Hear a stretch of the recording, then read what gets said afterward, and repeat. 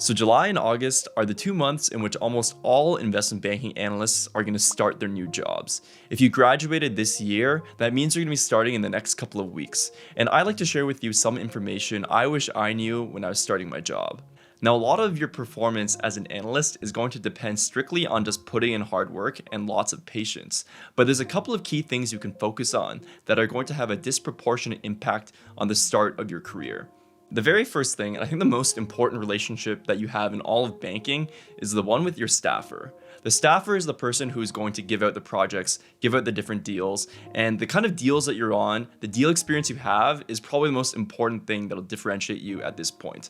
It's not supposed to be a secret who the staffer is. Just reach out to someone in the group you're about to join and figure out who's in charge of giving out the projects. Then reach out to that person for a Zoom call or for a coffee, and then just suck up to them. Treat it like a really important informational interview. Ask about the different projects they're on and if there's anything that you can specifically help out with. And there might not be an immediate staffing at the get-go, but you can still demonstrate your initiative and your determination by trying to help out with other administrative tasks. If there's a social outing that needs to be planned, or if there's very menial tasks like organizing a directory, you can volunteer to help out with that just so you can build a relationship with your staffer. Even after this first few staffings, even when you're a second year, I still think that the staffer relationship is so important. If you want to be on the biggest deals, the biggest projects, this is the person who's going to get you on those deals. If you want to coast through your second year and if you just don't want to work at all, this is the person you can complain to and have them trust your opinion. So I do think focusing on this relationship is the best way to sort of navigate the craziness of investment banking. Now, the reason why focusing on staffings is so important is because there's just a huge disparity in the kinds of deals that there are. Some can be very good training and really good modeling experience, while others are more PowerPoint or more administrative focused. If there's 3 analysts in your team and there's only 3 staffings, one could be a $10 billion buy side, one could be a $1 billion buy side, and then one could be a pitch book. And there's just a huge amount of discrepancy when you're talking to interviewers and how that reflects upon yourself. In terms of categorizing the different deals, I think the best transactions to have on your resume are M&A or mergers and acquisition type deals. These deals are bound to be extremely modeling heavy, and why they're so good is because when you're in the interview room, you can specifically talk about the investment rationale, and there's so many more related questions that just make the interview flow a lot better. Asking about deals is one of the biggest components of these private equity interviews. So the more related experience that you have, the better those interviews will go. The absolute best kind of deal to be on is to advise a private equity firm in a transaction, especially in the industry that you're going for. But that's pretty rare. That doesn't always happen. But ideally, you're on some kind of M&A transaction. The next category of deals would be these financing and advisory type deals. Of these, I would say an equity and debt primary financing is going to be better, followed by refinancing. Advising on a fairness opinion or to the board are sometimes viewed as less substantive because they're more confirmatory in nature, meaning that a lot of times that company or deal was still going to happen and you're more acting as a rubber stamp on that deal. And lastly, the worst kind of deals to be put on initially are pitches, because pitches take a long time to materialize, if they ever do, into real deals. And a lot of pitch work is very qualitative, there's not as much private data to work with, and it's just viewed as inferior experience. If the staffer isn't receptive to your advances, or if they're stonewalling you, the next best people to target are these second and third year analysts who are willing to mentor people. A lot of these second and third year analysts will already be on live deals. So if you can get one of them to take you under the wing, it's of no more organizational cost to have a first year analyst shadow a third year analyst, for example. One of the best situations is if you're friends with a second or third year analyst who's on a live deal that's about to close. They can just add you to the project, and then you'll have live deal experience as you're talking to headhunters and recruiting with firms. So reach out to anyone at that firm that went to your school or has a similar background to you, or you're just friends with. These second and third year analysts are also invaluable because of the recruiting intel that they offer. Recruiting is handled differently at almost every single firm in every single group. Some firms don't like you to recruit in public.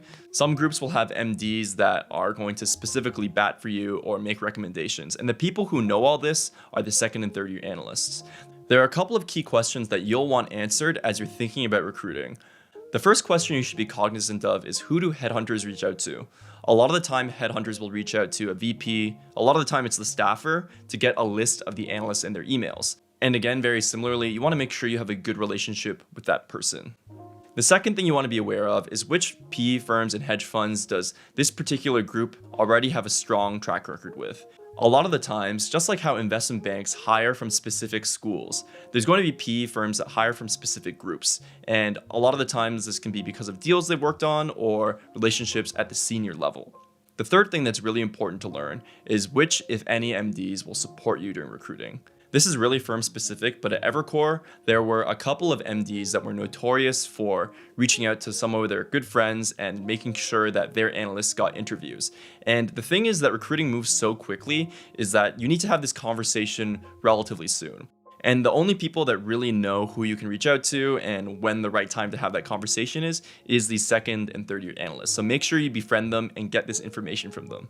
In terms of research, one of the things you should definitely do before you start is to check the recent deals over the last 2 years done by your firm, specifically your industry group. So if you're joining industrials, for example, you want to go through the company website and see what industrials deals they've done recently. If they've done, for example, a lot of aerospace and defense deals, then you want to talk to people in that group. You want to talk to the MD, the VP who does a lot of those deals, because rather than just angling for industrials in general, you're going to the people specifically working on quality transactions. And that's something you can easily do just checking websites, going through news sources. Now, the last thing and probably the most important thing I can recommend to you has to do with your work quality. And you really have to check your work.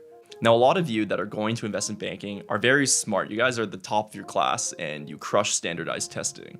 But I find that really incentivizes people to go really quickly and focus on speed, when you really need to be focusing on taking your time and making sure that your work is correct. And you can do that by checking your work and making sure that everything that you submit is of a high quality. And that really just means taking your time.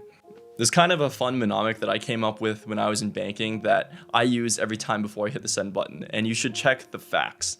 So the first thing, F, is formatting. And specifically, you want to make sure that you're using all the firm colors, that the logos are proportionally sized, that all the page numbers are in the right order, and the titles are using the same kind of label structure. I think the best thing to do here is get a deliverable that your MD on your project has worked on, a final product, and just print it out and have it next to you. So you know the kind of formatting they're looking out for, you know the exact kind of detail and the way they like to present their pages. It's just a lot more helpful and it'll save you a lot of time than just continuing to work off of drafts. The second thing is to apply intuition. Now, it's not really your job to think as an investment banking analyst, but you still need to apply a certain amount of logic whenever you're modeling, whenever you're making an output. What I like to look out for is that everything should follow a basic trend. If you're looking at like a high growth company, then you should expect a lot of revenue growth. So that should be your expectation as you are reviewing the numbers or as you are looking at a particular analysis.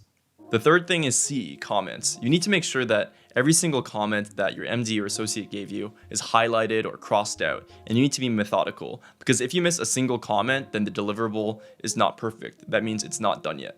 I'm not kidding here, you should literally print out the comments that you receive and make sure you highlight and cross out every single one. It's not good enough to just have their email up and then have a mental checklist going. People are not as careful as they think. You need to create a system in which no things can fall through the cracks.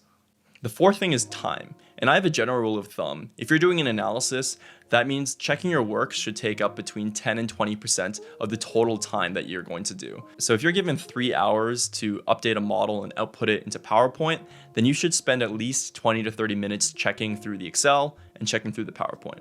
This is kind of that thinking fast and slow mentality, but when you're checking your work, you want to be in a slow mindset. You want to treat it as a discrete task of reviewing the work and making sure it's right.